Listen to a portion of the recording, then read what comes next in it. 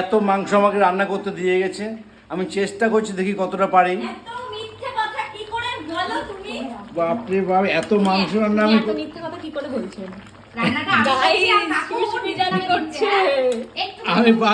আমি পারছি না এত মাংস রান্না করতে। সবাই কমেন্টে বলো কাকুর কাছে মিষ্টি খেতে চাও।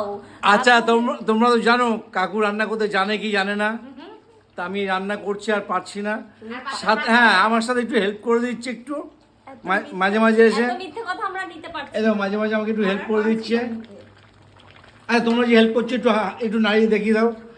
এই দেখো আমার সাথে একটু হেল্প করছে নাড়িয়ে।